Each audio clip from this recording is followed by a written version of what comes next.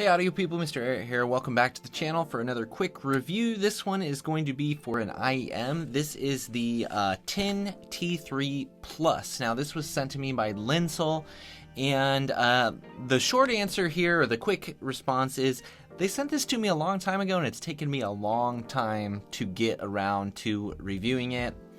And that can mean either one of two things. One is I really like it and I think it's really good, and I want to do a really super in-depth job of testing it to make sure I'm not just, you know, in that honeymoon phase of just loving a new product, because it's a little bit different and we go through that like most of us, I think, when we get a new piece of gear a lot of times. Or it can mean that it just doesn't impress me all that much and doesn't really do it for me, and I don't really want to listen to it all that much. So I just kind of put it off doing the review for it, and unfortunately this one kind of falls in that latter category. So we'll take a look at it. I mean, it's not a terrible IEM by any means, but I've come across so many good cheap IEMs lately that this guy just, I don't know quite where it fits in, I guess. But let's take a look. Let's take a look and we'll talk about what it comes with, what its merits are, and maybe where it lacks a little bit. Okay, so first off, let's take a look at the packaging. It's nothing too incredibly special, but you know, one thing I would say about the 10 products is typically they do come fairly nicely packaged and accessorized, but I mean, it's nothing crazy, but you can kind of see here, it's got a nice little box, nice little presentation. One thing I love about the 10 stuff is they do come with like lots of different tips. So here's a bunch of different, you know, reasonable quality silicone tips, and then you can see the ones that I chose to use on it though are the foam tips, and I did think that had a impact on the sound, and I preferred them with the foam tips, which is not super typical for me, just because I feel like they're a little bit more of a hassle because you got to squeeze them to get them in and stuff like that, and I kind of like to just be like, pop my IEMs in and out as necessary. So that's what the box looks like. Again, it's not bad. It's definitely better than like the lower end Chi-Fi stuff, but not the quality of some of the higher end stuff. So like the T4s, I feel like they came in a really nice packaging, and again had really nice accessories, but they also came with like a really nice leather case, like carrying case, and actually oh yeah, I got one over here because the same one came with the P1s. I'll show you that just real quick. So if you spend a little bit more on the 10 products, you'll get something like this with it, which is just like this really nice leather case, and this is the P1s, which I'll be reviewing eventually here, although it's probably gonna be a little while. But anywho, back to the T3 Plus. Let's take a look at the IEMs themselves actually, and I really think they're quite a handsome IEM. They are like a plastic polycarbonate whatever material, but you can see they've got this kind of cool, it's almost like a paint swirly design to them. You know, when they're in your ear, they are on the larger side for IEMs, at least compared to some of the ones I've used lately.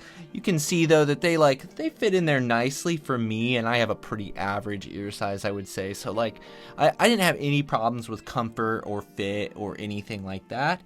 So all in all, build is decent. I feel like the tips are good that they come with. They're a good looking IEM. The cable is okay. They do say that it's like an oxygen-free cable. It is detachable 2-pin, and it has, you know, kind of the typical just like ear hook, you know, things. It's a pretty lightweight cable. It is a little on the tangly side. It feels very rubbery, you know, so it's, I don't know, it's okay. The cable's fine. It comes with just a single-ended 3.5 connector, and you can see that I've mostly been using it here lately with the Q-Deluxe 5K, which again I'll be reviewing at some point in the near future here. So build and accessories, yeah, it's all fine. It's all okay, is what I would say. Now, what this IEM is it's a single dynamic driver. They talk about it being this, let me get this right here, liquid crystal polymer diaphragm is what they're talking about. I don't know, as far as other specs that you should know, let's see, frequency range 10 to 20 hertz, gold 2-pin connectors,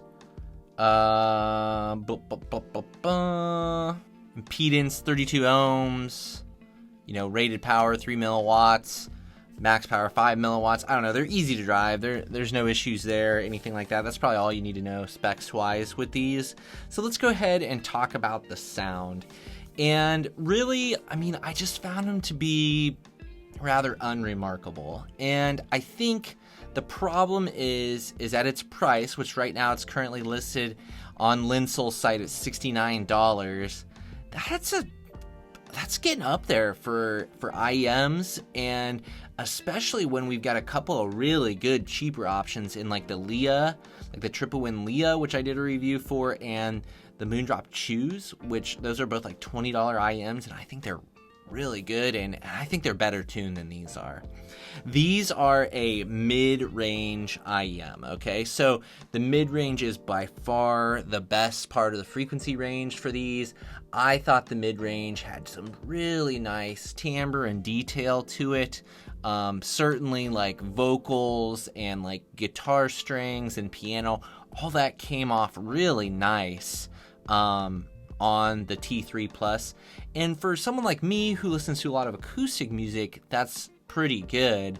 But it really does outshine the other two areas of the frequency response. So the bass, while I'd say like it's about the level that I would want it to be, I did not find it to be nearly as detailed as the mid-range was. So it just didn't, it wasn't like unpleasant, but it also didn't do anything that was special, or, you know, even I feel like some of those cheaper IEMs I mentioned do bass a little bit cleaner and better than these guys do. On the upper end of things, the treble is really rolled off quite a bit, and it's to the point where, not that I'm like a treble head or anything, but I'd say it's rolled off to the point where I do feel like I'm missing stuff when I'm listening to the T3 Pluses. So it just didn't quite give me the whole picture, you know, where something like, I feel like the Moondrop Chus like does it better for me and for a significantly less amount of money. Now, as far as spatial information goes, I think that's pretty good here on the T3. It's not a huge soundstage, but there is some soundstage and imaging going on there, adequate for the price, I would say.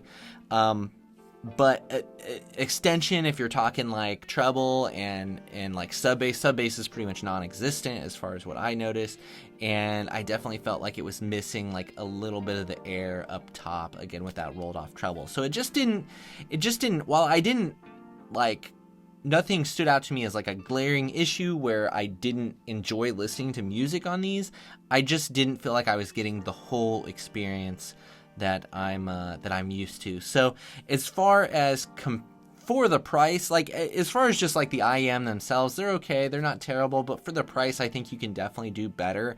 And I would even recommend that instead of spending, you know, $70 on these, that you would go the route of maybe buying like 3 or 4 sets of $20 IEMs and definitely throw the Chus and the Leas in there, and then you can kind of like experiment a little bit more and see what you like.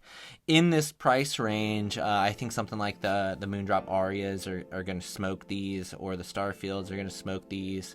The Shure Tape Pros, I'd take over these for sure. So I just think the IEM space is a very competitive space, and at this price, I think you got to be doing quite a bit right, in my mind, to warrant picking them up.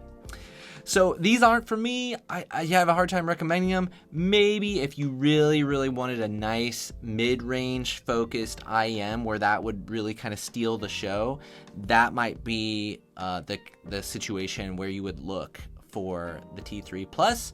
Other than that, I think you know, it's more of a pass for me. I do want to reiterate though, obviously Linsoul isn't paying me to say anything good about these IEMs here, but they did give these to me, like they didn't ask for them back or anything like that. So just so you're aware going in, that's my situation here. And so I guess that's probably gonna wrap it up for the T3 Plus here. And, you know, if you got something out of this, if you enjoy this type of review, if you appreciate having honest reviews and you want to know that I'm not going to hold anything back, you know, definitely consider subscribing to the channel. There's also a Patreon link down below and some affiliate links for the T3 Plus and some of those other IEMs I mentioned.